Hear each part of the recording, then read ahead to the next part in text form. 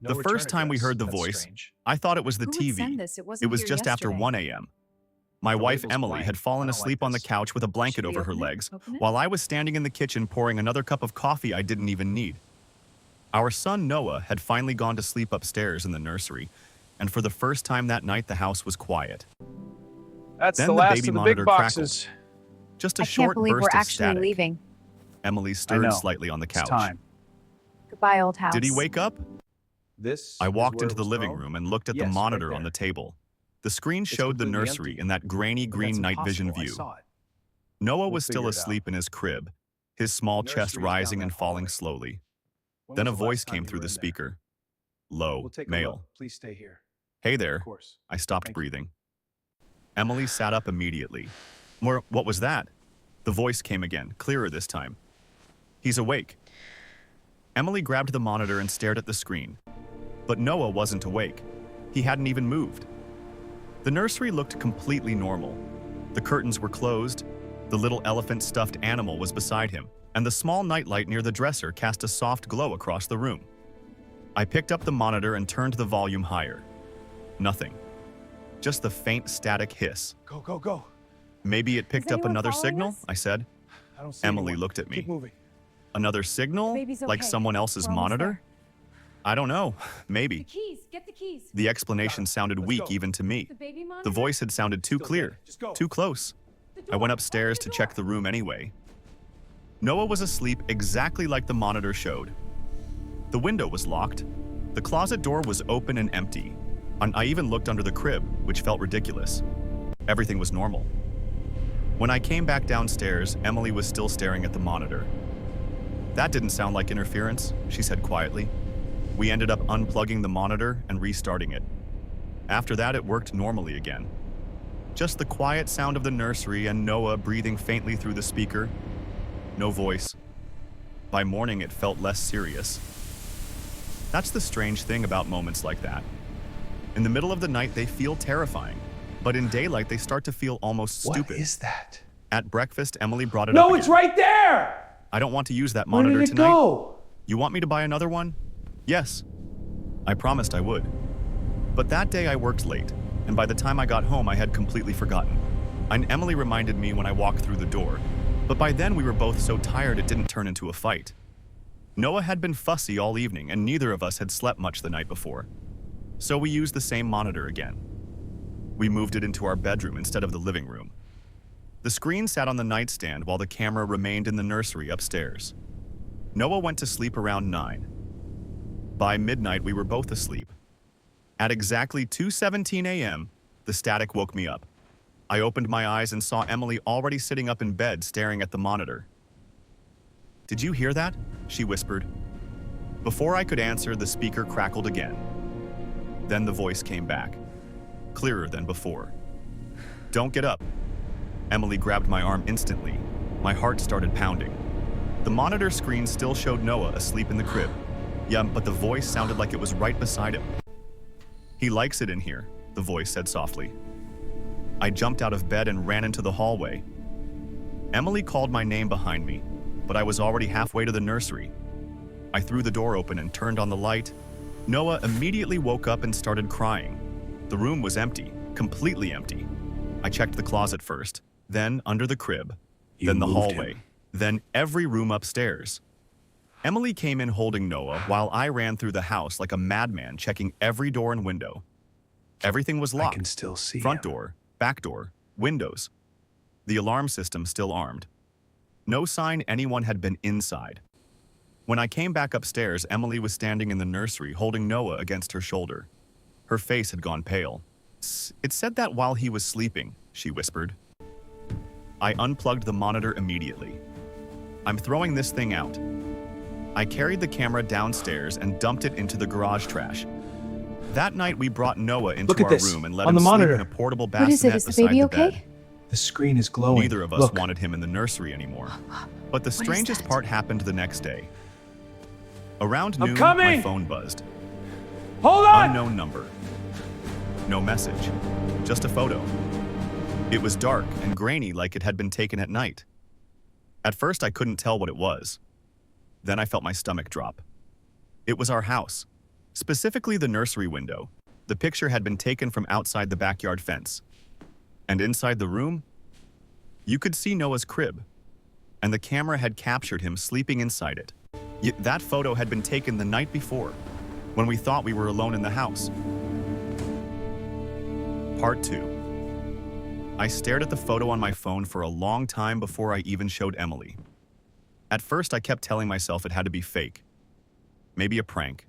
Maybe someone messing with the wrong number. But the longer I looked at it, the more details I recognized. The fence in our backyard, the oak tree beside the house, even the curtain Emily had hung in the nursery. Whoever took the photo had been standing right outside our yard, and they had taken it at night. Emily, I said quietly. She was in the kitchen warming a bottle for Noah. Yeah? Come look at this. She walked over and took the phone from my hand. For a moment, she didn't say anything. Then I watched the color drain from her face. Where did you get this? Someone sent it to me?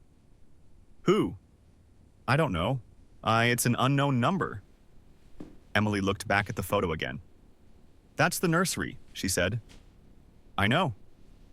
And that's Noah. I know. She slowly lowered the phone. They were outside the house. Neither of us said anything for a few seconds. Then Emily whispered the thing I didn't want to hear. What if the voice last night wasn't from the monitor? My stomach tightened. You think someone was actually outside the room? I don't know, she said. But whoever took this picture was definitely outside the house. That afternoon, I checked every inch of the yard. The fence gate was locked. But near the corner of the yard in the dirt under the oak tree, I found something that made my chest tighten. Footprints. Large ones. Not old either. The soil was still soft from rain the day before. Now someone had definitely stood there, right where the photo would have been taken. I called the police. An officer came by about 40 minutes later. He walked around the yard with me, looked at the footprints, and asked a few questions. Any cameras around the house? He asked. When did you first No. notice the window was open? Security system? This morning. Just We the didn't door open it. I alarms. checked the locks. He nodded slowly. Any signs of forced entry? Could be someone messing No, around, but he it said. feels wrong. Exactly. Teenagers sometimes do stuff like this. I showed him the photo. He studied it for a few seconds.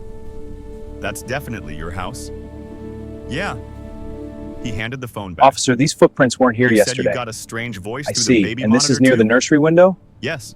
Yes, right you still there. have it? We're very worried. No. I Understood. said. Let's check the I perimeter. threw it away. He sighed slightly. Hard to investigate something like that without the device. So what do we do? For now, you keep your doors and windows locked. If anything else happens, call us immediately. That was it. No patrol. No real explanation. Just call us if something else happens. That night, neither Emily nor I wanted Noah anywhere near the nursery. We kept him in our bedroom again. Around midnight, the house was completely quiet. No monitor, no strange noises. Just the soft breathing of our son sleeping beside the bed. I was finally starting to relax when Emily suddenly sat up. Did you hear that? I listened. Nothing. What? I thought I heard something downstairs. I grabbed the baseball bat from beside the closet and walked into the hallway. Every light in the house was off except the one in our bedroom.